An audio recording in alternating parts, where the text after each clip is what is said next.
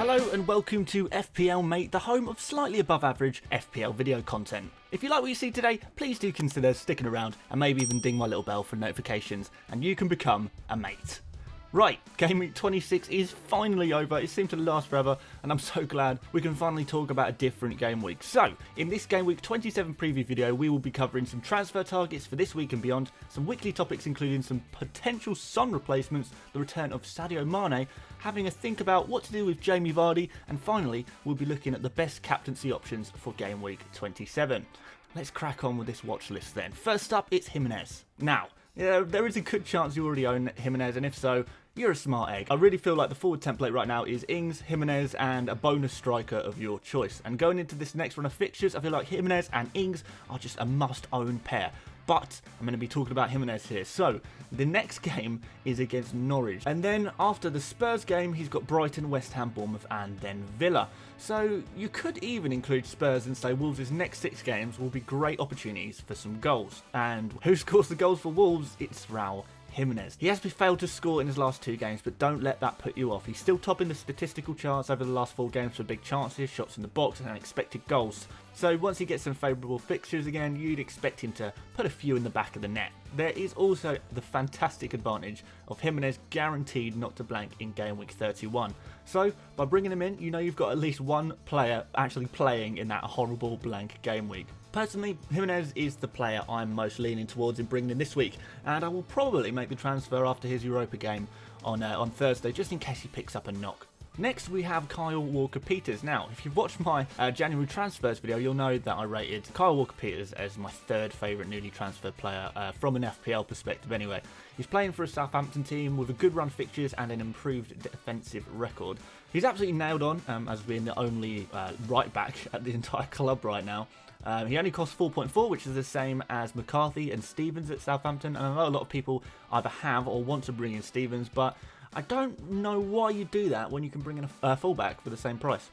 A fullback that at the end of last season for Spurs was banging crosses for some lovely assists. Now, considering Southampton looks set to score a few goals in the coming run, you never know. Kyle Walker-Peters could actually get a few assists, providing those chances for the clinical Ings. And then we can suddenly have a really good cheap defender with some attacking threat too.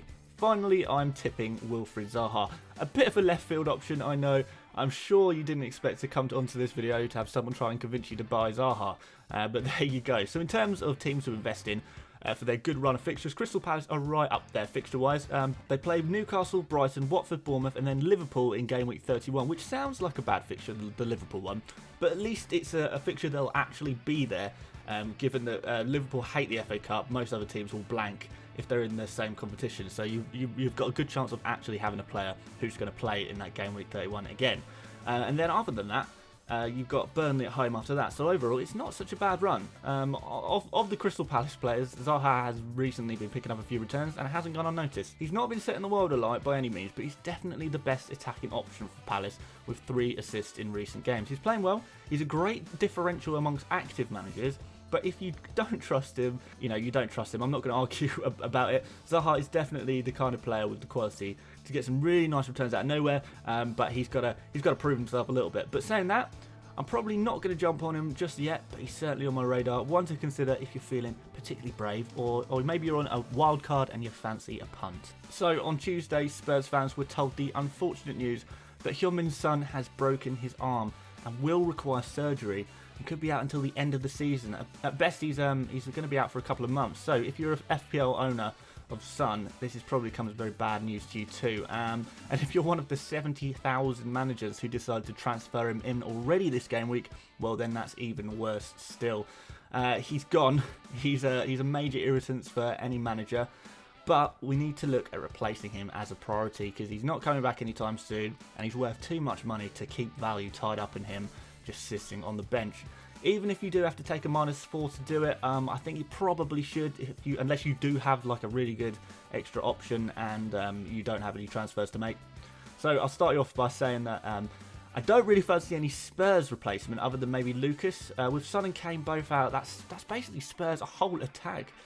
gone really. That's their 2 best players, so they've lost a lot of attacking threat, and a player coming in to replace them isn't going to reproduce the same results. Richarlison is probably the best like-for-like replacement in my opinion. He's in an amazing form. His heat map shows he's the furthest playing forward player for Everton, full stop, despite the fact that he's listed as a midfielder. He's scoring goals, he's getting assists. The only downside is his fixtures don't look that great on paper.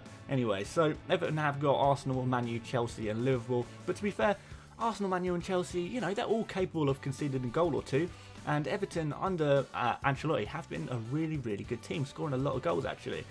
The other thing I like about Everton is that they're one of the few teams unlikely to blank in game week 31 again, because they have Norwich. The only way they would have a blank here is if Norwich somehow beat Spurs in the FA Cup. Overall, I'd say if you're a big fan of form over fixtures, Richarlison has got to be the replacement. Other potential replacements could be Pepé if you really fancy a gamble and don't mind that game with 28 blank. De Bruyne, if you don't have him already, is a very obvious choice. Again, you've got to not mind the blank in game with 28. You could go for Bruno Fernandes or Martial if you fancy a United asset, or you could potentially downgrade to a Leicester midfielder like Perez or Barnes with their upcoming fixtures looking very, very nice indeed, and both of those guys on form as well. Or, if you can find the funds to upgrade, there is a certain player that is definitely worth having a look at, and his name is Sadio Mané. Mané is back sooner than a lot of us expected, and right now, guys, I'm not going to lie to you, I'm the smuggest person in my mini-league group chat as one of the only people who didn't sell him immediately. But it turns out Mané only missed 1 game week, and he came back in game week 26 with a substitute appearance and a goal, forcing us all to pay attention once more. His ownership has plummeted right down to 21% during his short absence, which actually makes him a bit of a differential. Now, I wouldn't recommend doing a straight swap with Salah unless you're on a wild card. It seems like a really sideways move as both of their scores are likely to balance out, but what I am a big fan of is the Liverpool midfield double up with Salah. So what I'm doing, and if you can fit both of them into your team, you're basically guaranteed a 10 plus haul every other week from one of them. The problem for most people is that they'll already have 3 Liverpool players in their team. If that's the case, I don't really know if this is the move for you, as it's a bit of a pain to make it work. You probably need 2 or maybe even 3 transfers to make it work if you haven't got any money in the bank. But even if you can't make it work, there is good news if you're a Trent Alexander-Arnold owner. That is because when there has been no Mane, Trent's been getting a few less assists, and that's because he likes to whip it across from the right to the left to get on Mane's foot. Mane stick it in the back of the net. So Trent is looking likely to get a few more assists now that Mane's back. Anyway, I'm very excited that Mane's back, and if you don't have 3 Liverpool players, or if you don't have Salah, then you could strongly consider bringing them in. He's a great captaincy option for the next however long to get him in. Now, a lot of people have given up on Jamie Vardy. He hasn't scored a single goal in 8 game weeks, and people are getting worried, understandably so. I've seen a few videos and tweets of people basically giving the advice of, hey, listen up, after the Man City game, let's have a really nice run of fixtures, so you may as well keep him. Which I agree with to an extent. You could keep him if you have other problems to address in your team, like Son in your team, or 10 players set to blank in game of 28. Fine, but remember, this is a very expensive striker who is not scoring goals.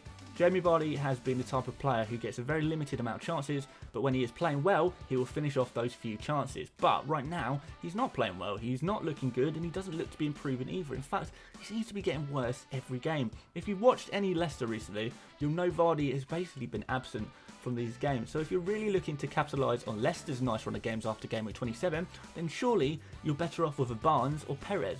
That's certainly what I'm looking to do. Far cheaper, far better form, visually playing better, and getting far more chances for both goals and assists. I would suggest that if you don't have Ings or Jimenez, then the one that you don't have, get him in for Vardy. That would be a priority transfer for me, I think, depending on what the rest of your team looks like, of course. But enough Vardy talk, it's time for the most important decision of your week, the captaincy selection.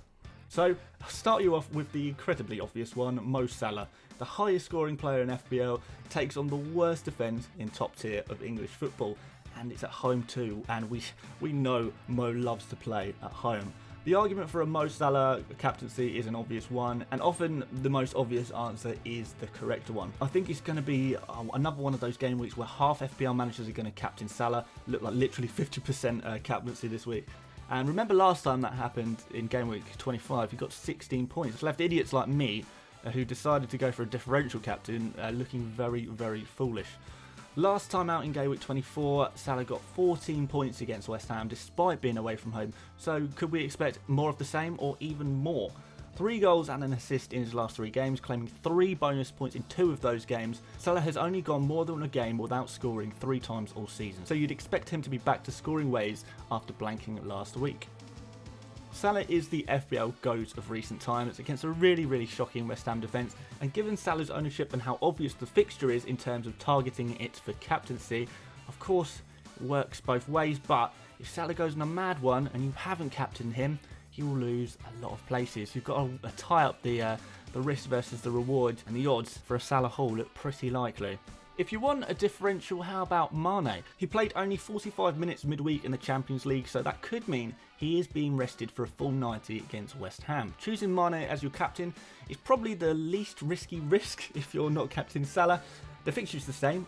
It's likely that the goals/assist combos could involve both of those players, so you're shielded against Salah scoring. And there are a lot of people out there who genuinely think Mané is the better FPL asset, so if you're in that school of thinking, go for it. As someone who owns both Salah and Mané, I would prefer to stick with one of these and captaining him just for the next 4 games, I think. You know, they will balance out eventually, the 2 of them, but if you're not happy with your rank and fancy a calculated risk, just a little one, then Mané is the captaincy choice for you. Outside of the 2 Liverpool men, I mean, I guess you could go for Firmino or Trent, but that really would be at your own risk.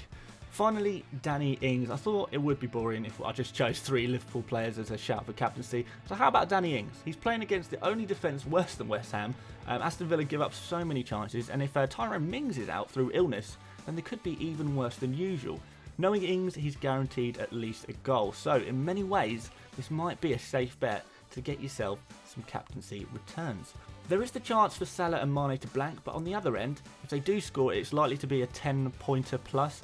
Ings' ceiling isn't quite as high, but he is very reliable in terms of returns. But if you're not captaining a Liverpool player, at least captain Ings. Anyone else, and you really must be a lunatic. So that's all I have to say in the run-up to Game Week 27. If you did enjoy this video, please do consider leaving a like and subscribing. Good luck to everyone this week. I hope you all absolutely smash it. Let me know what your transfer and captaincy plans are for this coming week in the comments. And I can't wait to see what you're all up to. But until then, I'll see you later, mate.